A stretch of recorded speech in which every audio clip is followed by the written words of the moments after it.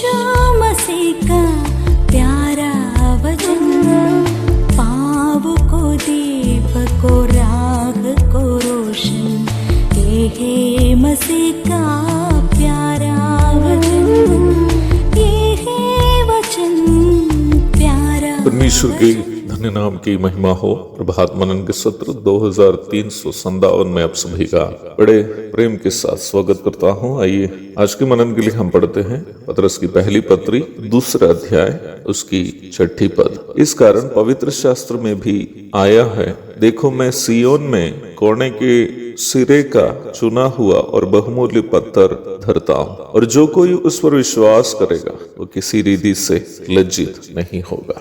लेखक पतरस यहाँ यशायाह 28 की 16 से उद्धरण किया है। हम इस बात को पूर्व में देख चुके हैं कि कोने का पत्थर प्रभु यीशु मसीह को दर्शाता है। इफिसी 2:20। सियोन शब्द यरूशलेम को, जो दाऊद राजा की राजधानी थी, सूचित करता है, परंतु नया नियम की परिप्रेक्ष्य में यह शब्द नई धरती की राजधानी नया यरूशलेम, जो स्वर्ग से उतरने वाला है, सूचित करता है। गलाती 4:25 और 26, इब्रानी 12:22, प्रकाशित वाक्य 21 की 2 आयत और 10 से 27 तक पढ़िएगा। जब पतरस प्रभु यीशु मसीह को, जो कलीसिया नामक प्रतीकात्मक मकान की नींव को कोने का पत्थर है, चुना हुआ एवं बहुमूल्य करके संबोधित करता है, तो 2 महत्वपूर्ण आत्मिक सच्चाई को वो यहाँ जोर देने की कोशिश कर रहा है। 7वें पद में इसी पत्थर को राजमिस्त्रियों के द्वारा निकम्मा ठहराया गया पत्थर, और 8वें पद में ठोस लगने का पत्थर या ठोकर खाने की चट्टान करके भी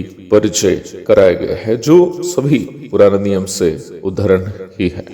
प्रभु यीशु मसीह नामक कोने का पत्थर को चुना हुआ करके इसलिए बताया है क्योंकि वो अनादिकाल के पूर्व ही मानव जाति का उद्धार के लिए त्रिएक परमेश्वर के द्वारा निर्धारित या चुना गया व्यक्ति है। किसी दिन आकस्मिक रूप में धरती पर कहीं जन्म लेकर कुछ धार्मिक शिक्षा या नैतिक शिक्षा सिखाते सिखाते मनुष्यों के द्वारा महान घोषित किया गया व्यक्ति नहीं है प्रभु यीशु मसीह। प्रभु यीशु मसीह के महानता का आधार मनुष्यों के द्वारा उनको दिया गया सम्मान या अंगीकार नहीं है। यीशु मसीह मनुष्यों के द्वारा महान बनाया गया व्यक्ति नहीं है। वह स्वर्ग में पिता का आनंद था। पिता का वह एकलौता पुत्र है जिस पर पिता अत्यधिक प्रसन्न है। मत्ती 3:17। वो पिता के साथ तुल्यता रखने वाला पुत्र है। यूहन्ना 10:30। वह सनातन काल के पिता का सनातन पुत्र है। यशायाह 9:6। वो पिता का वो पुत्र है जिसको पिता ने न्याय करने का सभी अधिकार दिया।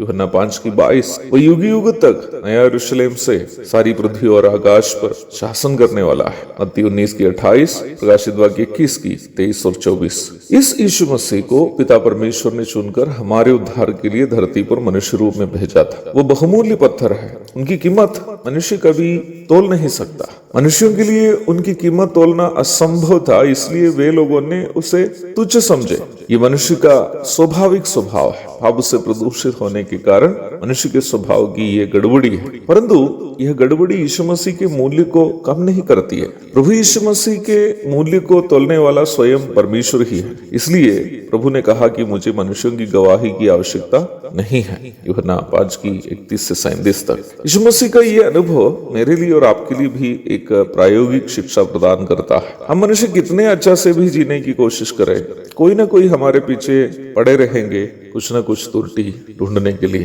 क्या हम सबके मुंह बंद करा पाएंगे? कभी नहीं। बस इतना करें कि ये परखते हुए जिए कि हमारे जीवन से प्रभु प्रसन्न है या नहीं। यदि प्रभु हमारे जीवन से प्रसन्न है तो हमें जबरदस्ती मनुष्य से सर्टिफिकेट लेने की आवश्यकता नहीं है, क्योंकि मनुष्य कभी भी अच्छी चीजों का अंगीकार नहीं करते हैं। अच्छे व्यक्तित्वों का सम्मान मनुष्य नहीं करते हैं। मनुष्य केवल उतना ही तोलते हैं जो उसके क्षमता के अंतर्गत है। जो चीज तोलना मनुष्य की क्षमता के बाहर की बात है, उसे मनुष्य कभी तोल नहीं पाते हैं। यीशु मसीह को मनुष्य ने तुच्छ जाना था, तिरस्कार किया था, परंतु वास्तव में वो बहुमूल्य तथा परमेश्वर के द्वारा चुना गया पत्थर था।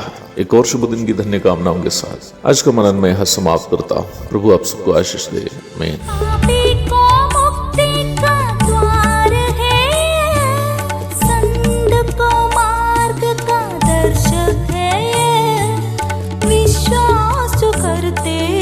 उसके